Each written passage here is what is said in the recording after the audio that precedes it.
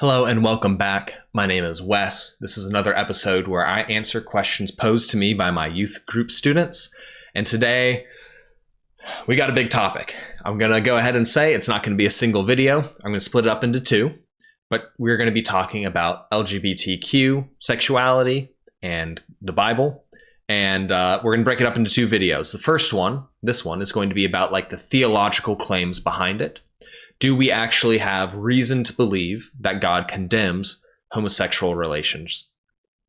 The second video is going to be more about what do we do with the conclusions that we've drawn? How do we live in a world, that is more and more affirming of LGBTQ lifestyles? So first one's going to be theological. Second one's going to be very applicable. A lot of different situations that we can look at to try to gain some wisdom on how do we navigate life in our culture. So, for today, we're going to be looking at LGBTQ issues and that whole sexual ethic, and we're going to be putting it up against the Bible and seeing if the traditional conservative Christian understanding of sexual ethics is accurate, or if the church should abandon its teaching and be affirming of LGBTQ relationships. So, to kind of put in perspective the scope of this topic. And maybe you don't need to know the scope. Maybe you already know it's a big topic. It's just one of the biggest things that Christians are going to be debating with each other and with culture about. But here are some statistics on it, just so we are all on the same page of how vital it is to talk about these issues. The first is that Americans' view of morality in same-sex relations has been steadily growing for the past 30 to 40 years. In 2023, it was at 65% of people saying it is morally acceptable to be in an LGBTQ relationship. The United Methodist Church, one of the largest churches in America, has had an open schism, a split between where one side is affirming of this lifestyle and the other side is saying, no, the Bible forbids it. And they've actually split the church into two because of that. And most importantly for the youth of today, it is growing.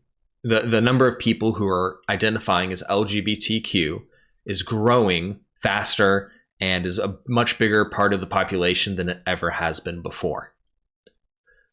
Another research study done by Gallup says that close to 25% of Gen Alpha and Gen Z are now identifying as some form of LGBT or Q. Now, if that's not reason to treat this topic seriously, I don't know what is. Before we get completely into it, though, I do have a few things I want to say before we take a look at the theological sides. The first is that there is a distinction between same-sex attraction and being, for a better word, gay, homosexual, or a member of the LGBTQ group. Same-sex attraction makes the distinction between acting on those desires and just simply having those desires. The idea is that we all have sinful thoughts and sinful desires in us because we are sinners.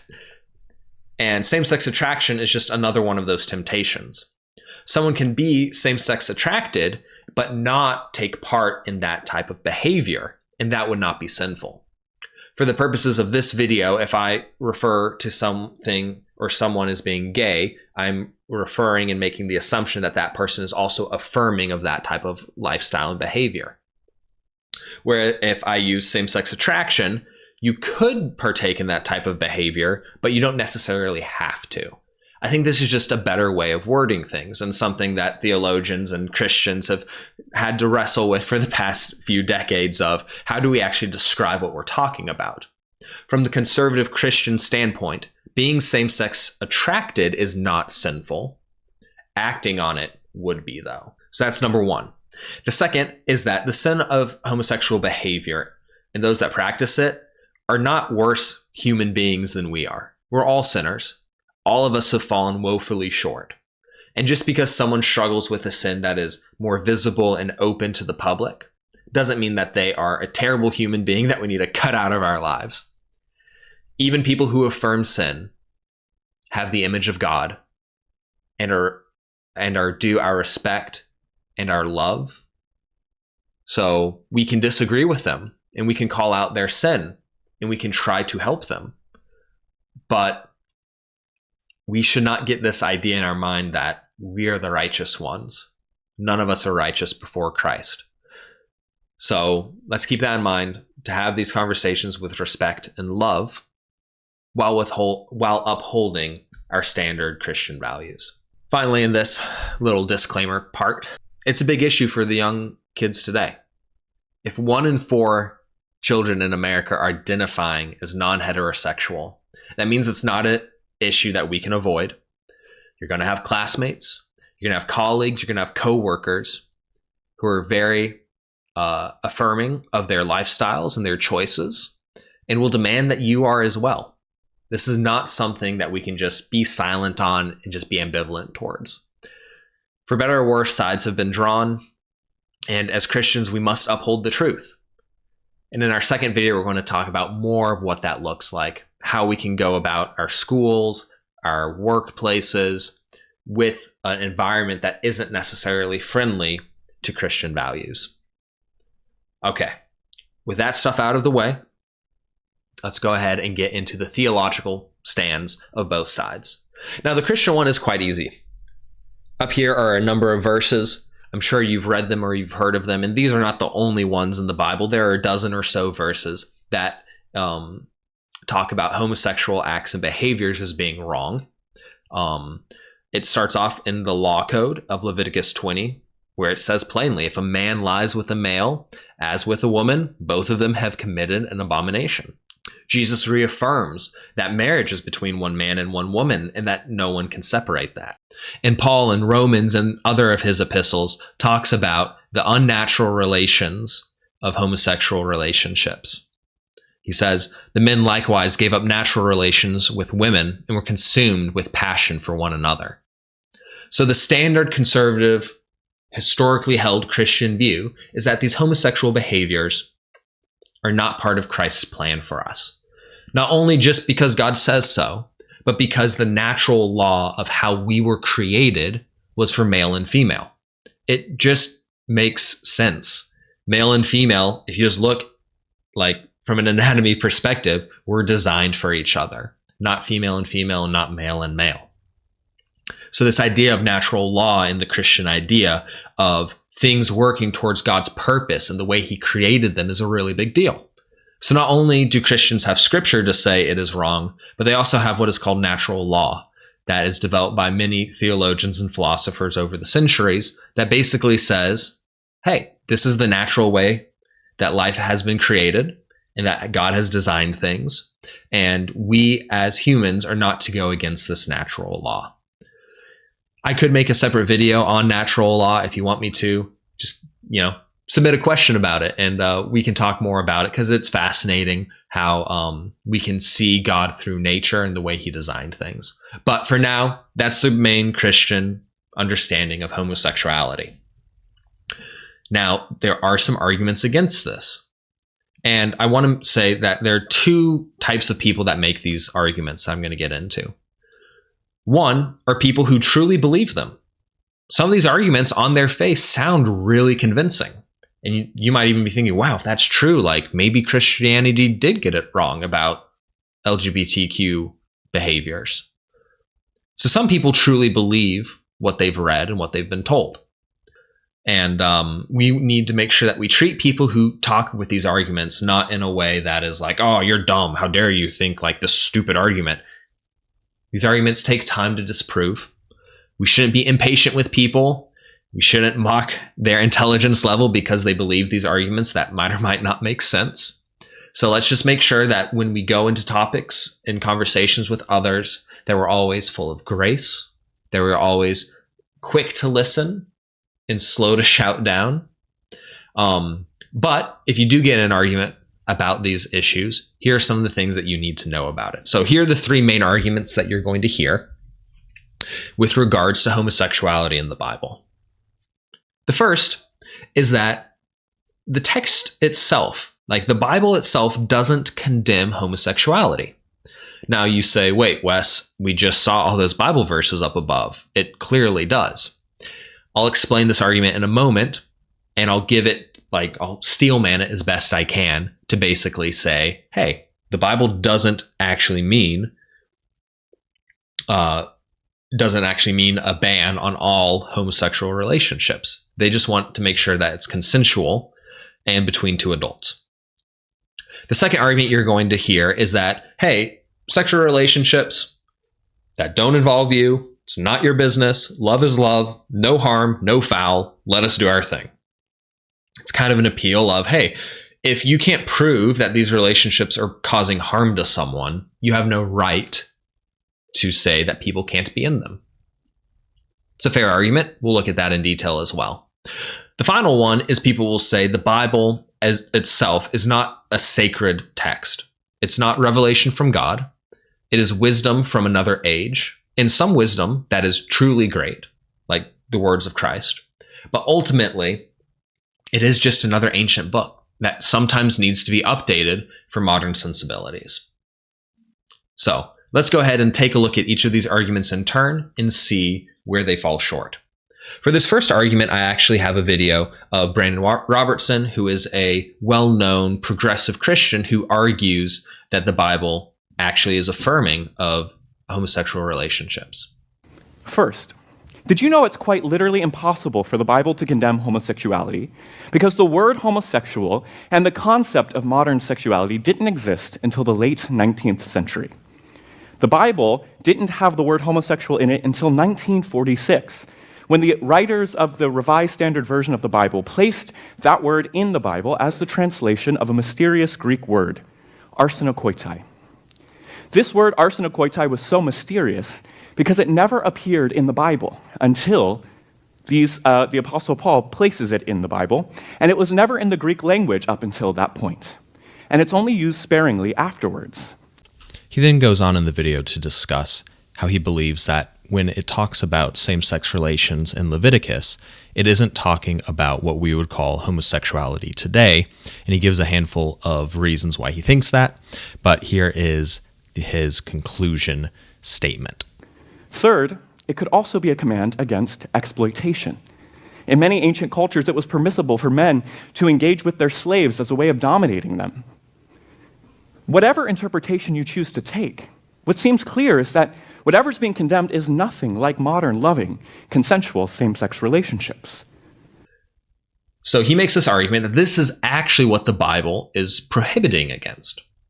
That it is this specific practice that was very common in the day of much older men taking much younger boys, which is gross and awful and definitely against what God wants. But the progressive idea is that this alone, and not homosexual relationships as a whole, is what is being mandated against. So there are a handful of things that are true about this theory. I don't want to just say none of it's true, but the conclusions that are drawn from it are a bit deceitful, or at least not rational. The first, arsenokoitai, is, by all our understanding, a made-up word by Paul. That itself is true. However, arsenokoitai is just two Greek words mashed up against each other.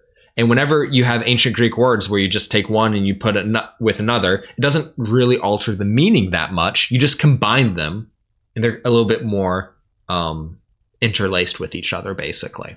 So the words arsenokoitai, when you put them together, it literally means, and this is according to William L. Peterson, the ones, masculine, who sleep with men.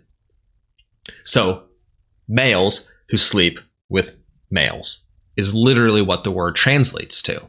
So while it's true arsenokoitai is a made-up word by Paul, it is likely that he was taking the two words that were put in Leviticus 20 in the Greek Septuagint, and he was just putting them together. Most scholarship on this topic seems to think that that is why Paul made this word up, because he just took the language that was in the Septuagint, which is the Greek translation of the Old Testament. He just took the two words that were describing this behavior in Leviticus 20 and brought it into his own passage. Now let's take a look at one of the other claims, that this type of homosexual behavior, pederasty, was very common in the day. And that itself is true. Brandon Robertson is 100% right on that fact. Progressive Christians are right on the fact that the early church fathers were immensely opposed to this Greek and Roman practice of much older men taking younger boys to bed. Just because that was a common practice in the day doesn't mean that was the only thing Paul was talking about. If Paul really wanted to make an argument against pederasty, he could have just used the Greek word that described that practice. It was a common enough thing in the culture of the day that the Koine Greek actually has a word specifically for that type of behavior. So you have to ask yourselves the question: if Paul was just trying to say, hey, this is what I dislike, why didn't he use the word for that? Why did he make up this word that has roots in the Greek Septuagint? It just doesn't seem to make sense. And while, yes, the church fathers were very vocal against pederasty and very often would single it out as a specific issue, that doesn't mean that they were okay with other sexual unions between the same sexes. Let's take a look at a couple of examples. St. John Chrysostom says this: the pagans were addicted to the love of boys, and one of their wise men made a law that pederasty should not be allowed to slaves, as if it was an honorable thing. And they had houses for this very purpose, in which it was openly practiced. You might look at John Chrysostom and you can say, oh, well, clearly it's pederasty, that's the problem. And while he was singling it out, that doesn't mean he was only singling out pederasty. That was just what culturally was the problem of the day. There's no reason to believe that John or any of the other church fathers disliked pederasty, but also were fine with same-sex relations between consensual, loving adults. Just to further prove that, let's take a look at Tertullian, who came 150 years before John Chrysostom. Tertullian says, all other frenzies of the lusts, which exceed the laws of nature, are impious toward both human bodies and the sexes. We banish, not only from the threshold, but also from all shelter of the church. If you go and you take a deep dive into church history and what the people who were closest to Paul thought Paul meant, it is universal agreement, to my understanding, universal agreement that pederasty was a huge cultural problem, but also homosexual behavior between adults was also something to be condemned. So while the progressive Christian idea that, oh, this word wasn't in the Bible, the word homosexual wasn't in the Bible, it doesn't mean what we think it means, it just doesn't make a whole bunch of sense. Now, let's take a look at the final thing that this progressive ideology claims, that the word homosexual just wasn't in the Bible till 1946. That is true. It is 100% true that the word homosexual did not exist in the English Bible until 1946, because the word homosexual was almost like a brand new word in 1946 anyway. It was technically created and coined in the mid 1800s, but it didn't become popular use out of academic literature until the early 1900s. So yeah, the word homosexual itself wasn't in the Bible, but that doesn't mean that words that described homosexuality weren't as well. They also might bring up that old translations of the Bible do say different things other than homosexual. Some will say, oh, well, child molester or pederasty, but those are just mistranslations from errant texts that we have found. And that is a matter of textual criticism.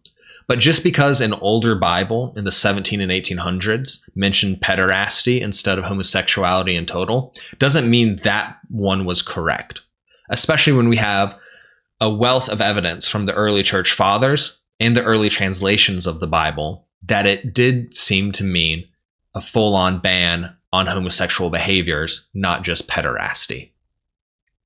So you can see these arguments.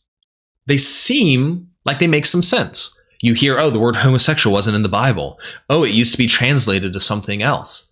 Oh, it referred to this one specific thing that was a big cultural problem in the day. And all of those things can be true, and you can still come to the wrong conclusion about what God wants in our human relationships with each other. So We need to be on guard for arguments like this that have a little bit of truth in them, but incorrect conclusions drawn from that truth. We need to make sure we're intellectually honest with ourselves about these things. But ultimately, this idea and this argument that the Bible doesn't actually teach against homosexuality, I think is just not a good one. And I think the more that scholars and academics study the time period and get better at translations and get more text in which to draw from, the clearer this is going to be. Okay, let's go ahead and move more quickly on to the second and the third issues. The second was the idea of no harm, no foul. If my sexual relationship with someone else isn't harming someone, then who are you to judge, is how the argument goes. Except we as humans don't get to define what is harmful. That's God's job. When we as humans sin, either against each other or against God or against ourselves, very rarely are we thinking, oh, this is going to cause harm. When the thief steals, he isn't thinking about the harm he causes. When Adam and Eve took the apple or fruit and sinned because they wanted to become like God, what was the harm in that? The harm comes from God's better understanding of ourselves. We might think, oh, this doesn't cause harm to us. Oh, this is a good thing for society. Oh, God would want this for me. But who are we to say that we understand what's going to be better for us than the person who created us and fashioned us in his own image? Ultimately, if I was going to trust someone on what would be harmful for me or what wouldn't be harmful for me, I'm going to trust God. If you go to a gym and you hire a personal trainer and they get you on a diet and they tell you all the exercises you're supposed to do, but halfway through you go, you know what, personal trainer who I'm paying a bunch of money and I'm submitting myself unto, I feel like I need to work out this way and I need to eat a bunch of burgers and have a bunch of Cokes and stuff. I think that's really going to get me in shape. Why would you trust yourself? It doesn't make sense. The personal trainer in this situation is the one who knows what's best for you. And even though you might not understand why it's best for you, you should trust them because that's their job. In the same way, we as Christians, we might not understand why something's harmful. We might read something in Scripture that prohibits behavior that we don't understand why it's bad for us to do. But God knows why it's bad for us to do. And we can trust Him that when He gives us commands, they are not without meaning. And that at the very least, if we follow them, we will be preventing harm to our souls from disobeying our Creator. So by saying, oh, it's not causing anyone harm, it's just not true. You just might not be able to see how it is. And at the end of the day, disobeying the commands of God is harmful in and of itself. Sin damages the soul. It damages your life and your walk with Christ. So as Christians, we cannot just seed this ground and say, oh, yeah, it doesn't seem harmful. Go ahead. Live whatever life you want. Especially if those people are committed members in the church. The loving thing for us to do would be trying to help them see the error and the harm that those kinds of relationships can cause. Not least because God commands us to do so. All right. We obviously don't know what is harmful for us, but we can trust God. Let's look at the final argument. This argument that, the Bible was made in a specific time, in a specific place, by people of the day who had cultural biases, ignorances that we don't have today. So we can take the Bible and basically update it for the modern viewer. So even if Paul was against all homosexual relationships, even if you accept that fact, you can just say, well, Paul was wrong. Leviticus, it's in super old law code from thousands of years ago. It doesn't make sense to have it in our modern era. To this, I only have one argument against it. If this is how you treat the Bible, you're not submitting yourself to God. You're putting yourself in God's place. If every time you see something in the Bible that makes you uncomfortable, you decide to change the Bible or throw that part out, are you really submitting yourself to God's authority? Or are you just saying, I'm only going to agree with this when I personally want to? This idea that we can pick and choose what's in the Bible and what's not is an untenable position. It can't work. You can't be a Christian by saying, Christ, I submit myself to you. Oh, except for all these things that you said, or this thing that your apostles taught, because, it makes me not feel right inside. You're not submitting to Christ at that point. You're making Christ's teachings submit to your own understanding and your own desires. And that goes against the very definition of being a Christian, where we put ourselves under Christ and we follow him because he is the good, gracious, and merciful Savior that we need. Okay. So, final thing I want to say in this video. I pray and I hope that everything I said came out from a sense of love and understanding. If I misspoke about things, forgive me. If I got something wrong, forgive me even more. I'm doing my best. And the church, for many years, ever since this became a big cultural issue, has many times failed those people who are same-sex attracted. Statistically, people in your church are going to deal with these issues. That is not a shameful thing. It is not something that needs to be hidden. Sin grows in darkness, and righteousness grows in light and truth. So, if you or you know someone who has been hurt by the church because of the way that they were treated, then I apologize. Many times, Christians can be hateful, spiteful people, even if they're just trying to do their best to follow God. This type of topic is so near and dear to everyone's heart. It is about fundamentally who we are as people, what sexuality and what marriage relationships are meant for, what the purpose of those for is. So it's no wonder that tempers can get really high when discussing these things. So just as a word of warning and caution to Christians who are going to be dealing with these issues for the rest of their lives, try to come at these issues with grace. Be quick to listen and to hear what other people are saying, and be slow to just drop the hammer down and be like, I have all these good arguments against it. You have to believe in all this kind of stuff. The time for persuading people will come, but no one wants to feel as if they are hated because of a temptation that they live with. No Christian who is struggling with these issues wants to hear, oh yeah, all those people who are attracted to the same sex, they're just bad people. Because they're not. We're all born with our own inclinations and bent towards sin.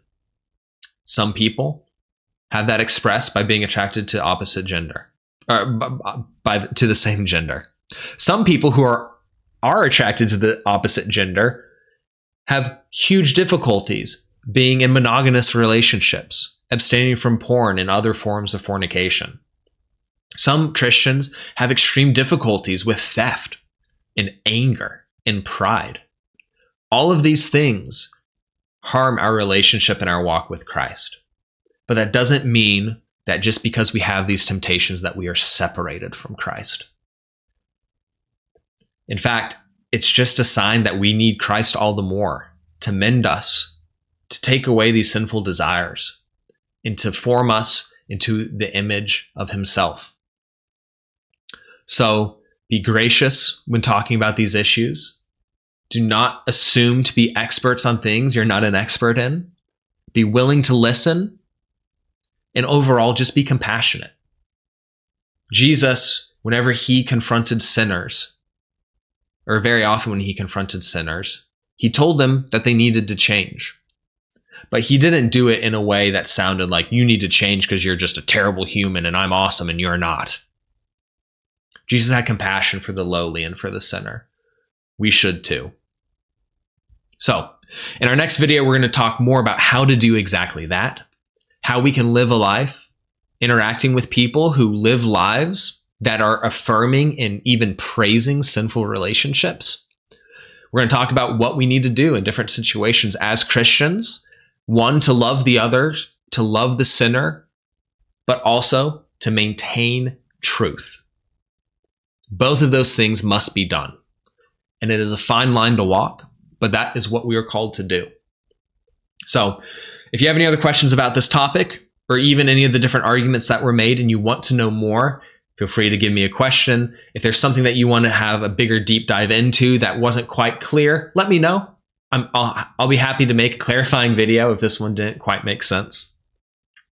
Otherwise, I pray a blessing over all of us as we go about this, that we would have the courage to follow Christ, and that we would model the compassion and love that Christ modeled for us. So let's go with that into the future, into our lives, trying our best to follow Christ. That's the best we can do. All right, I'll see you in the next video about this. Might be next week, might be the week after. It really depends on my schedule. But hopefully this gets some good conversation going between you all. And, hopefully it was helpful.